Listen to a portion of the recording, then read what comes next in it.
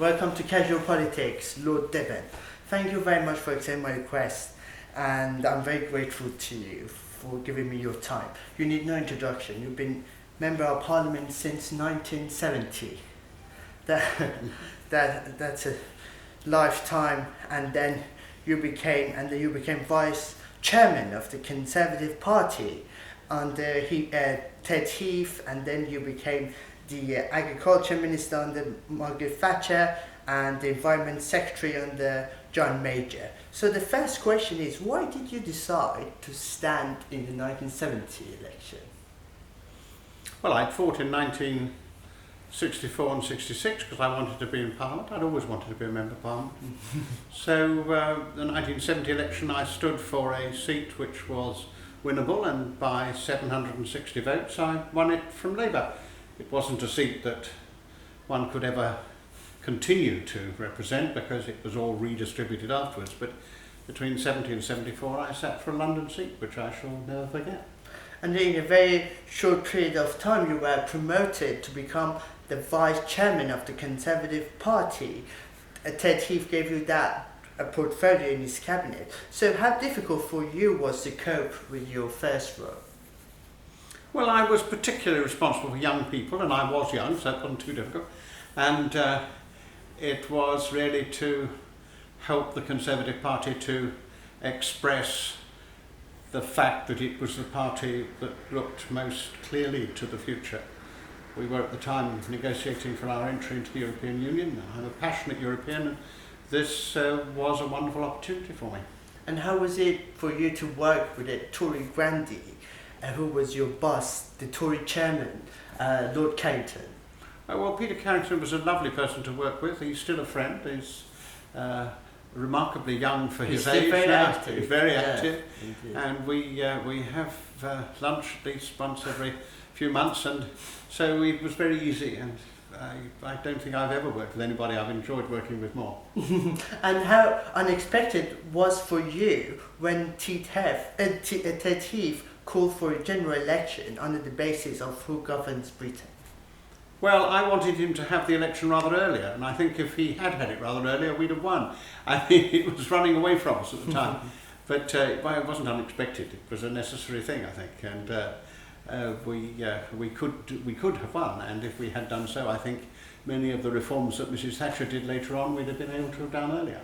And 5 years later, you came back to government, and this time under a new Prime Minister, who was the first female leader and also Prime Minister in the UK. So how was it for you to work for a female leader and a female Prime Minister? Well, I'm not sure I ever thought about it in that way. I mean, the truth was I didn't know her when very much, except in the way you know every other Member of Parliament, when I'd been in before, but it just happened that I spoke at a wedding reception. I was the best man to which she went, and when we were in opposition, I wasn't in Parliament. I was a candidate for the I division of Suffolk, and she asked me to help write her speeches, and I did so from then on till she resigned. So it was we had a very close relationship, and it was, she was very much a woman, and she did use her feminine abilities. She was not ashamed of doing that too. She certainly did so.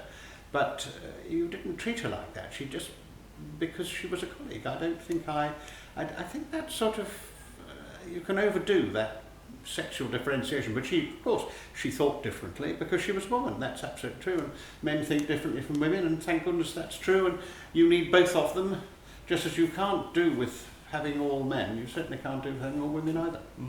And your first major cabinet role was as party chairman, and it was between 1983 to 1985. So at the time of when IRA bombarded Brighton Hotel, you were the chairman. So how difficult for you was to cope with that?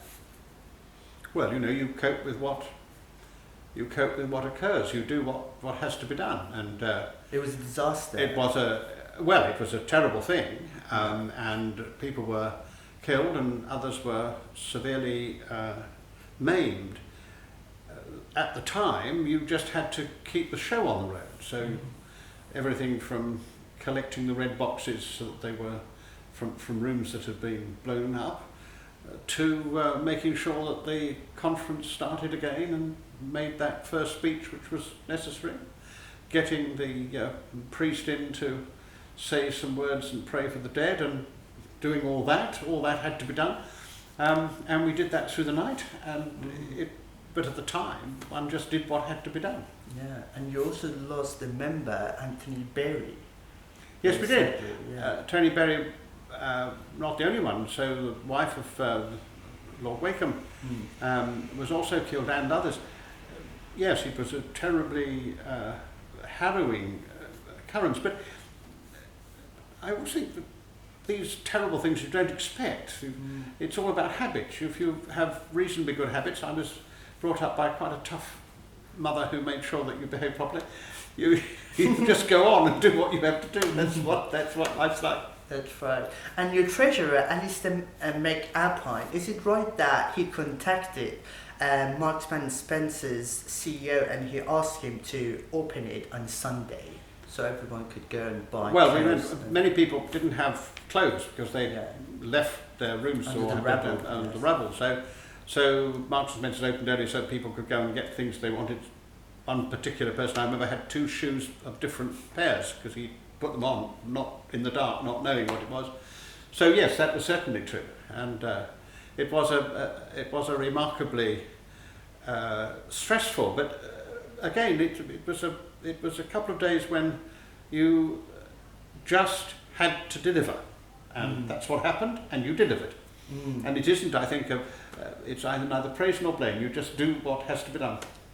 And as I said previously, you were party chairman from 1983 to 1985, and then when you came back to government, it was only 4 years later. So what happened to you during those 4 years? Well, I was immediately after being party chairman, I was Deputy Minister of Agriculture, and I did that for 4 years, and then I became, for 1 year, was the Deputy Secretary of State for the Environment. I was Minister of State in the Department of the Environment. And then I came back then I went to be Minister for Agriculture in the Cabinet, and then went back to become Secretary of State for the Environment. Yeah. So it was all between agriculture and environment. And your first touch with the public, it was over a mad cow disease. So when you look back, do you think that you handled it well? Well, I'm not sure it was the first touch with the public, but it's a thing people remember. The most important thing about trying to deal with BSE was that people knew that you were telling them the truth. And if you have to tell people the truth, you have to tell them everything.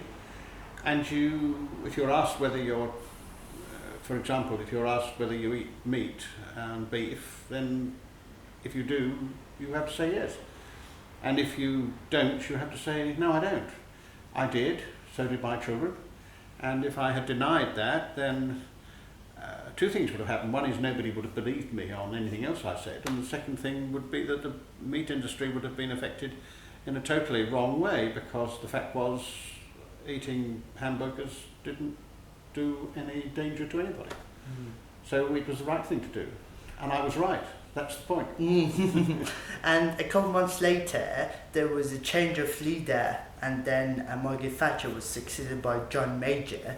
And then during his time, there was an infighting within your party, and then every minister, they were dragged on to the debate and to this infighting. So how difficult was it for you as Minister of State to be dragged onto this debate over Europe?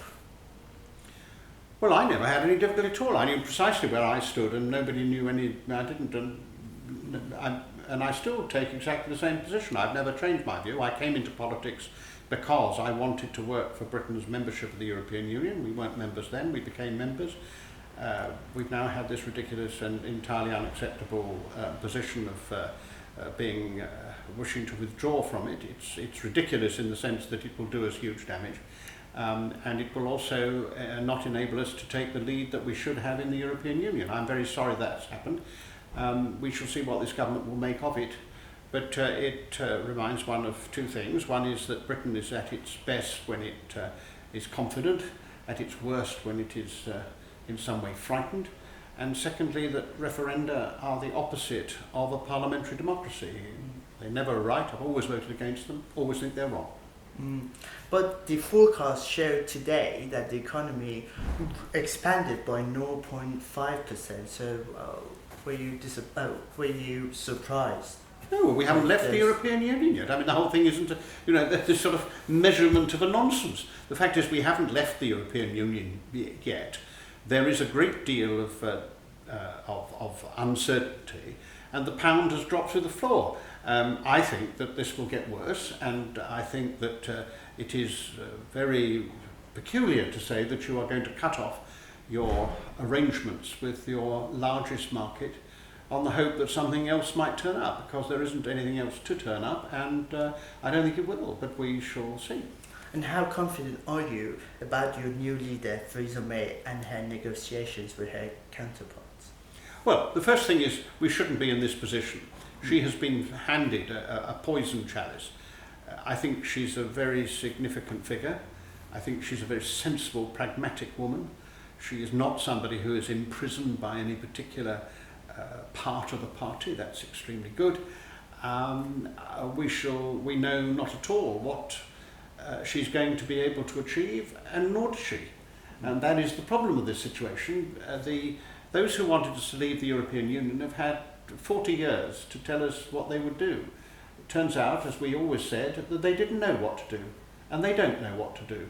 And we shall just have to see what happens, because it's not in our hands. This is what happens when you do this. It's in the hands of 27 other countries, and even parts of some of those countries, as we know, where they have control over these decisions. And so we're not negotiating even with the single entity of the rest of Europe. We are negotiating in the end with a whole series of people, all of whom have got different priorities, different programs, and different attitudes. So we have no idea what will happen. And we certainly don't have a policy ourselves for knowing what will happen, because there is fundamental disagreement between members of the Conservative Party on this subject, and indeed the country as a whole. So we shall see. And do you think that we need to stay within the single market? Oh, of course. I mean, it'd be ridiculous to leave the single market. I mean, it's the idea that anyone thinks it is a sensible policy in a modern global society to cut off your very privileged access to your largest market seems to me to be sheer bananas. And some people, they were saying that because now the focus is the city in London, London City, and then everyone they've been saying that the financial centre would be affected by these changes, and somebody was telling me that actually it will not be affected. The only reason for that is that Lady Thatcher made that policy about the big bang reforms with Cecil Parkinson, and that's why that the financial centre in London would not be affected by those. It would be fundamentally affected. I mean, let's just take a single example. The head of the British bankers has said it will mean that banks will go outside Britain. The services that you provide have to be done within the European Union, which is why so many Swiss banks are in London. They're not in London because it's London, they're in London because London is in the European Union. The European institutions which are in London will go somewhere else. And that's true about the banking institutions. Maybe to Dublin, the Irish are trying hard to do that. If you take that very important part of the city, the lawyers, who play a very important part in all this, they are training their lawyers to be able to operate from Dublin and use the Irish system. So I have no doubt at all that the city would be very seriously affected. And that's why there are all these rumours about having a special deal with the city. Well, maybe you will be able to have that, but I don't see that Frankfurt is going to be particularly keen on you doing that. And why on earth should they? Why on earth should they have a system whereby we get what they may think of as the advantages without the disadvantages? of actually sharing things with your neighbour. The European Union is about sharing with one's neighbours. We are trying to ask for a situation in which they do the sharing and we don't. I'm sorry, I quite understand when people say no, that's not what we're prepared to do. So I don't think this is a frightfully good position to be in. Now, there is a whole other series of things which has to be taken into account, which is that modern technology means that there were real pressures on the City of London anyway, and this will only exacerbate those. And the last final two questions. The first one is that, do you think that the Heathrow expansion is undeliverable or not? Well, I'm chairman of the Climate Change Committee, and my job is to give advice on the effects of these things on climate change. And the advice that we have given is that it is perfectly possible to have another runway in London and still keep within the budget of emissions which has been given to aviation. But we have said that it should only be done on those terms. I don't think it's for me to move from that into telling the government where it should put such a runway or whether it should have such a runway. My only job, and I don't believe in mission creep, is to say there is a budget, that budget you have to stick to, that is laid down in law, and that's what we're going to do. Mm-hmm. And if within that budget, and we think it is possible, if within that budget it is better to have another runway, then that you can do, but not as an excuse to break the budget, because we've already given to aviation the maximum that's possible. And if aviation breaks its budget, then other parts of the economy would have to restrict their already very tight budget for 2050. So will Heathrow expansion break that budget or not? It doesn't need to, and indeed by law it couldn't. So the fact is the government's going to have to keep it within that, because it's signed up to the fourth and fifth carbon budgets, and you can't have that is a statutory legal requirement, and it can't be changed unless the Climate Change Committee says that the underlying situation has changed. And we've already looked at the fourth carbon budget and said that's not so. And the fifth carbon budget, of course, has only just recently been produced, so I don't think there's any question of changing it. And you work very closely with Stag Goldsmith to chair a committee on climate change. Do you think was he right to stand down as Well, I mean, he had made a promise that if the Conservative Party got to power and decided that Heathrow should be where the thing was going to be, where the new runway was going to be, he would resign and fight a by-election. I think if you've promised that, it's not for me to say whether he should have, but if you have promised that, I think you have to carry through what your promise is. I believe in that kind of integrity, and I think he's shown that kind of integrity. And he said that would be a millstone around this government for years to come. Well, I think, I mean, you know, you can have different views on Heathrow, but I have excluded myself from having views on Heathrow because I think my job as chairman of the Climate Change Committee means that I have to keep to what I'm supposed to give advice on. It isn't where they put a new runway or have a new runway.